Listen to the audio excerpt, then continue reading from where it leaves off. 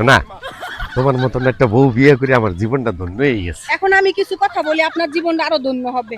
কি কও? বিষয়টা হলো শুনেন, বিয়ে তো আমি করলাম, হুম। মানে আপনি আমার করলেন। হুম। আমার কিছু সত্য আছে। একটা না 10টা কও।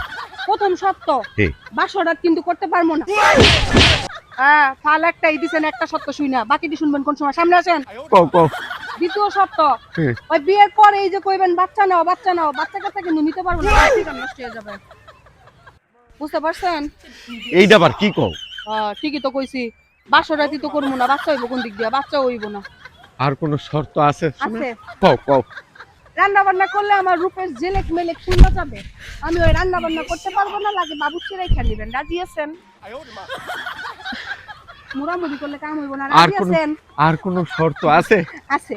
কও। আরেকটা সত্য হলো কি, ওই আমি আবার একটু ঠিকঠাক খেলি বেটি, মাঝে মাঝে একটু নাইতে নাইতে ঠিকঠাক করি।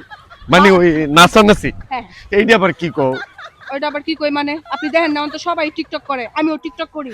আমার ক্যামেরা ম্যামের আপনি ধরবেন, লাগে আমার সাথে একটু নাচানাচি করবেন, জামাই হাসবেন, কি যেন বলে, কাপল ডান্স করবো আমরা, কাপল ডান্স। রাজি আছেন?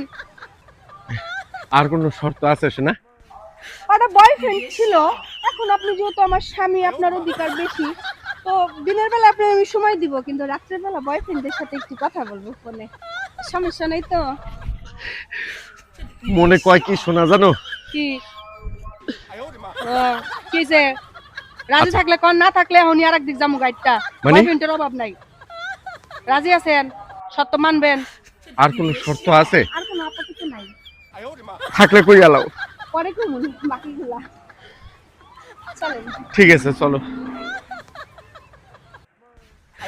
শোনা, বিয়া যেহেতু করছি, মাইন্ডের সিপাই পড়ছি, না মান্য গতি কি?